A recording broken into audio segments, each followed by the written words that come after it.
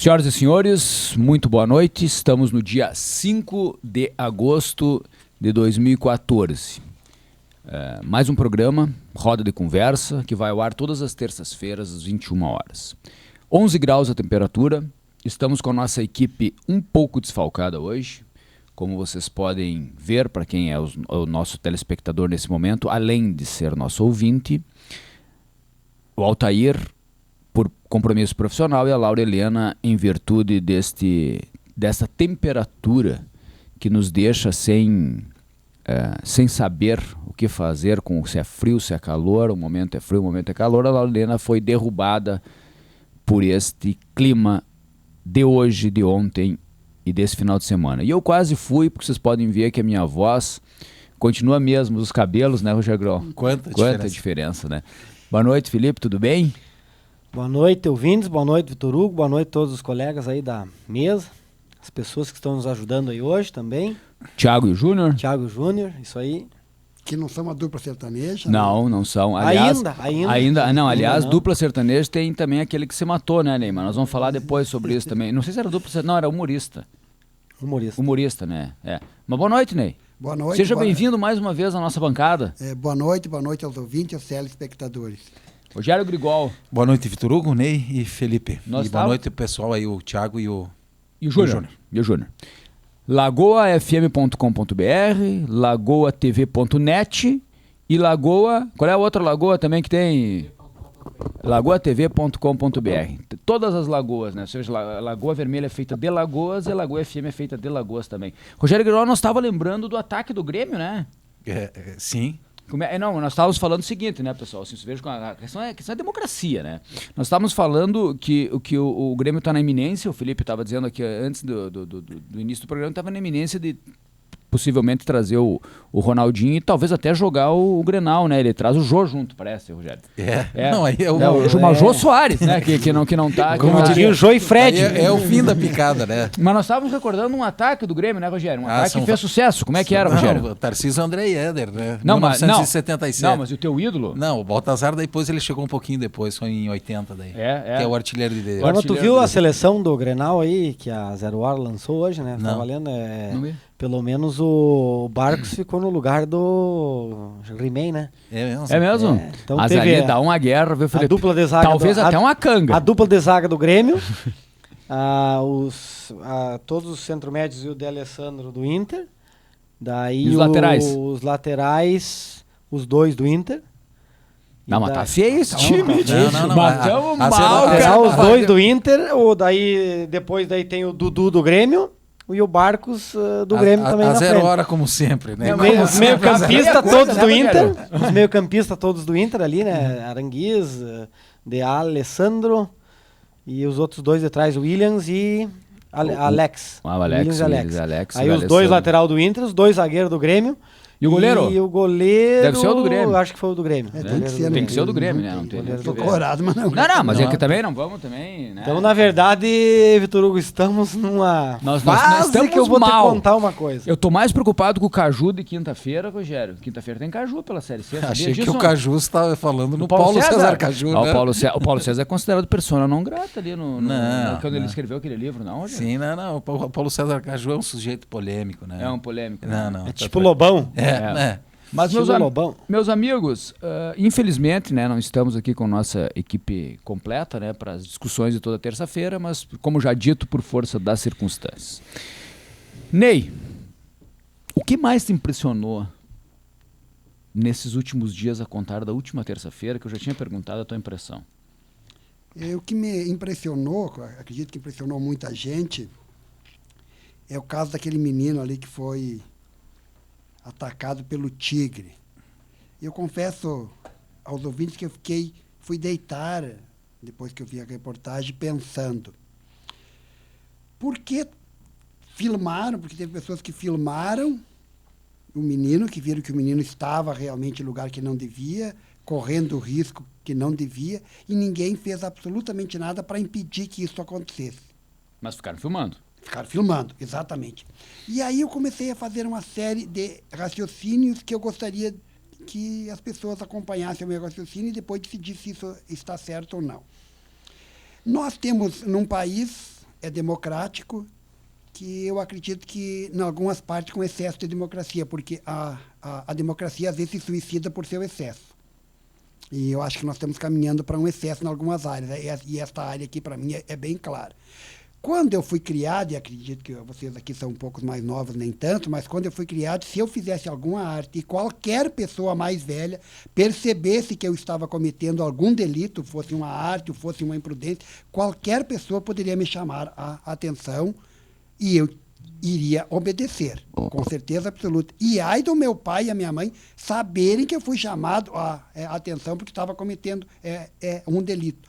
Hoje se criou tantas leis e tantas coisas que a educação de um filho ficou exclusivamente para o pai e para a mãe. Nem nós, professores, temos mais qualquer alcance de educação que não seja, digamos assim, com jogo de cintura. Só existe o jogo de cintura para nós. E vocês sabem que muitas vezes o jogo de cintura não funciona. Infelizmente, não funciona. Então, nós estamos assim pecando, e eu acredito que estamos perdendo, inclusive, para os elefantes, se me permitem a comparação.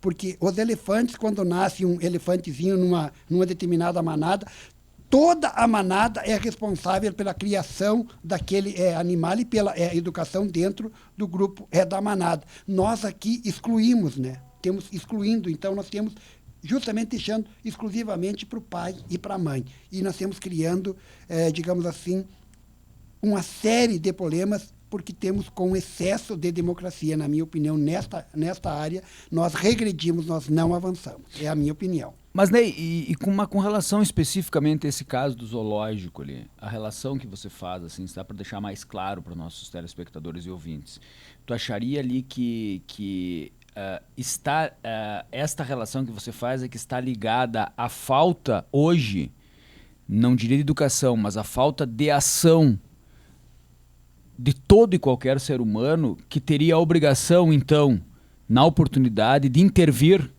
naquela atitude do menino? Eu te confesso que eu não vi. Sim, mas com certeza que sim, porque se você vê alguém, um menor, cometendo, se você for chamar a atenção, você corre o risco de primeiro ser mal respondido pelo menor. Isso é 90%.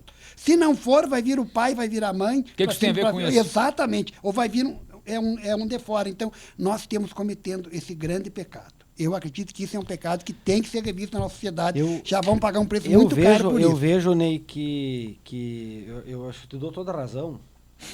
Compactuo em, como a gente diz, né, naquele ditado, em gênero, número e grau, com a tua ideia. E acho que nós vamos pagar muito caro, sim, por esse excesso, não é? Excesso de democracia, principalmente no sentido de que nós achamos que a responsabilidade é sempre do outro, né? Nós não fazemos aquilo que nós deveríamos fazer por obrigação. Nesse caso do menino, eu vi toda a gravação e vi um dos rapazes que estavam ali contando toda a história, como aconteceu, e não interviu.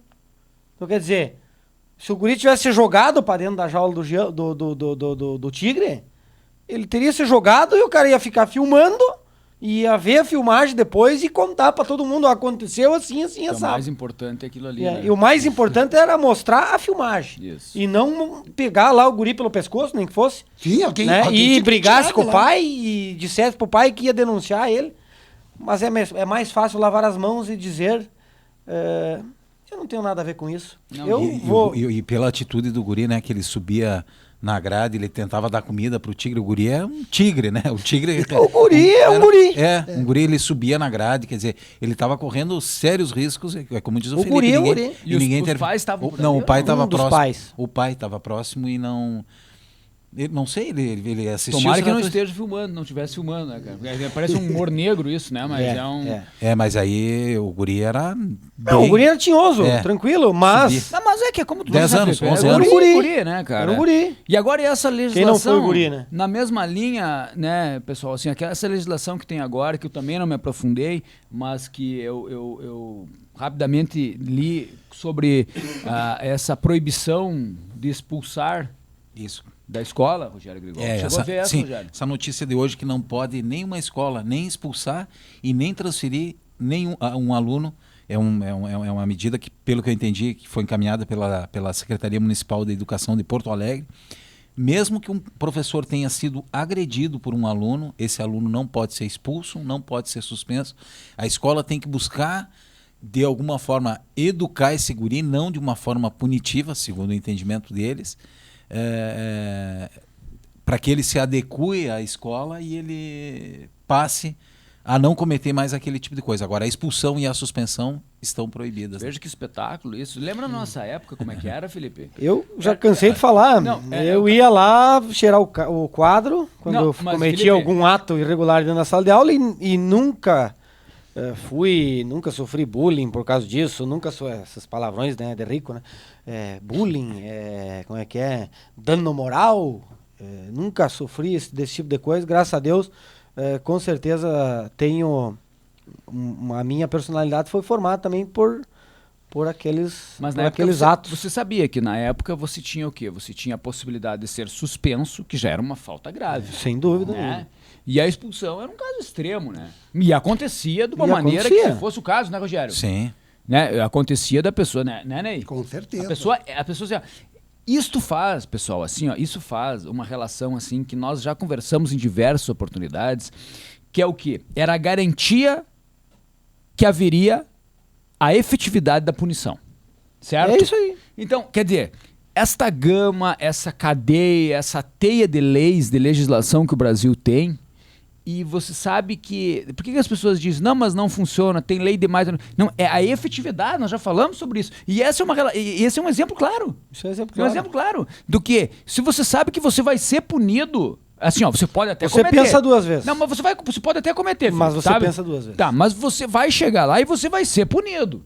Não é assim que funciona? Você vai ser punido. Bom, eu sei que eu vou ser punido. Agora, se eu sei que eu também não vou ser punido, não adianta ter. Nem como educador, nem não é isso? Mas com certeza absoluta. Com essa conversinha fiada aí, não vai educar ninguém. Cara. Porque o mundo é hierárquico.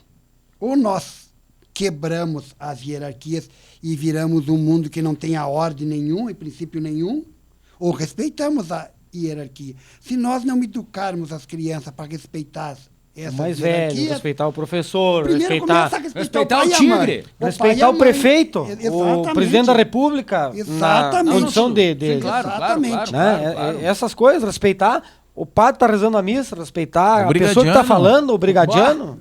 Seu Joca? Não sou Joca, mas com certeza. Nossa senhora, lembra? Então nós estamos caminhando para o caos. Nesse sentido, eu não tenho dúvida nenhuma que nós estamos caminhando para o caos. Então, assim, ó, essas coisas, pessoal, eu não sei se o seu, assim, não é a apologia ao caos, né? Sim. Mas é uma interpretação, assim, que contextualizado que nós estamos falando, que na verdade as coisas estão todas invertidas. Mas com certeza.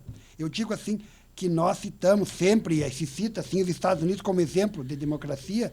Mas vamos ver lá nos Estados Unidos. Eu sempre digo que nós copiamos o que não presta dos americanos. Eu sou anti-americano, deixo bem claro isso. Mas nós copiamos o que não presta e o que é bom dos americanos, nós não copiamos. Vá ver nos Estados Unidos se os jovens, se os menores americanos têm leis ou não têm, se eles andam na rua depois das 10, se eles entram bebida em casa alcoólica. e caem em bebida alcoólica. Vamos ver lá como é que é, entende? Aqui não, aqui nós copiamos o que não é bom dos americanos e o que é bom deles, que eles têm muita coisa que isso nós não copiamos. Isso nós fazemos tudo inverso. Eu não sei onde é que estão os pensadores desse país, eu me preocupo realmente onde é que estão, ou realmente estão querendo que seja o caos mesmo, né? Agora, Ney, perdemos 3 pensadores agora. E, por exemplo, assim, eu fiquei... Na última semana? Indignado porque são personalidades, assim, fantásticas da nossa história, homens que marcaram para sempre a sua passagem por aqui, o Ariano, o João Baldo, que eu tive a oportunidade de conversar com ele uma vez em Passo Fundo, uma figura fantástica, e o Rubens Alves, né? Eu fiquei muito chateado porque se deu assim um destaque que ele mereceu, com toda certeza, ao Ariano, não resta a menor dúvida, ao João Baldo, e o Rubens Alves, um professor, um pensador, um filósofo, que para mim influenciou o que existe de mais moderno em termos de educação hoje no mundo, que é a Escola da Ponte, em Portugal. Simplesmente se deu uma notinha, simplesmente a grande imprensa esqueceu dele. Se vocês observarem, praticamente quase nem se comentou a morte dele. E eu considero ele tão importante quanto os outros dois. Acredito que o trabalho dele, a herança que ele deixa aí, não é menor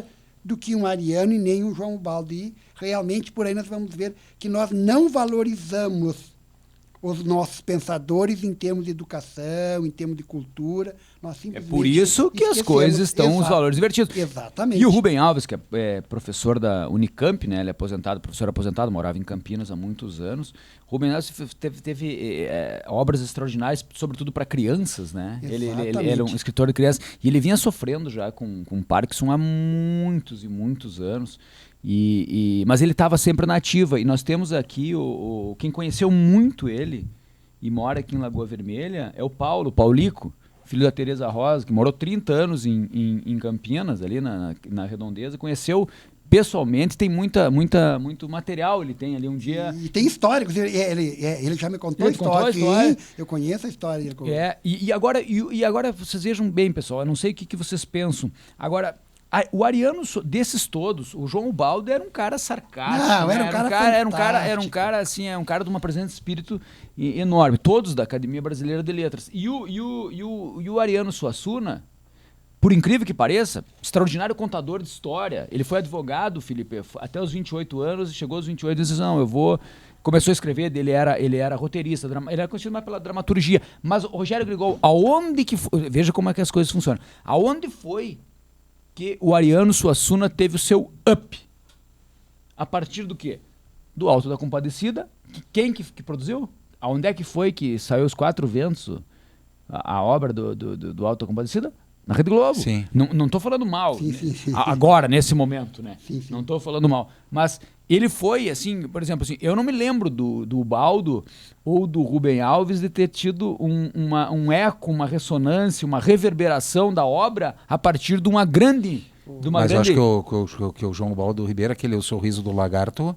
O Sorriso do Lagarto. Que ele falou muito mal, eu lembro da época. Essa é uma série que a Globo... A Globo encampou, exatamente. Em Passo Fundo, da época que eu conheci Exatamente. ele, tinha rodado há pouco tempo o Sorriso Essa do Lagarto. minissérie. E ele disse que nunca mais ia vender obra nenhuma, porque segundo ele foi totalmente... Desvirtuada? Totalmente desvirtuada a obra dele. Isso ele disse para um grupo, inclusive. Eu estava nesse grupo e ouvi da boca dele isso.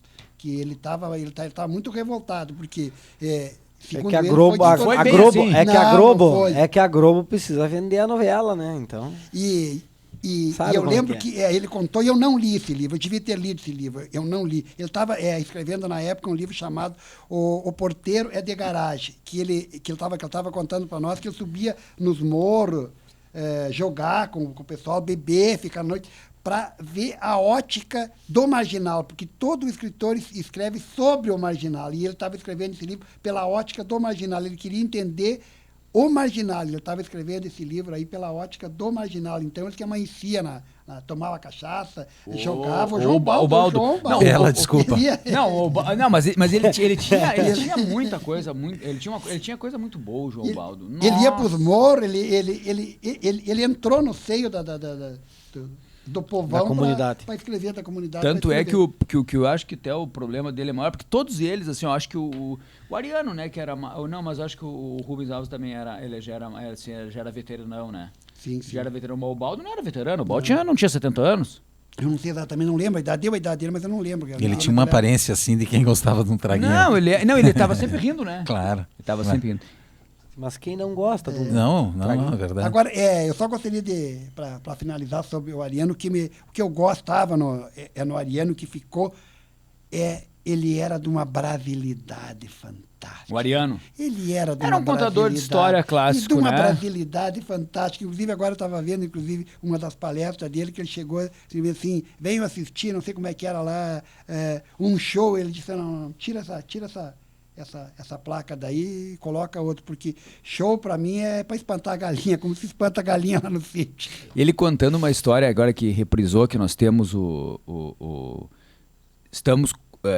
como é que é o show? 73 anos, João Ubaldo. 73. Tu vê, Rogério, eu achei que ele tivesse 68, então não estava tão mal. Não, tá bem, tá calculando bem. Tá calculando bem, né? Lá no final, 5 anos não fazem diferença. Não faz diferença, né? No fritar dos eggs, né?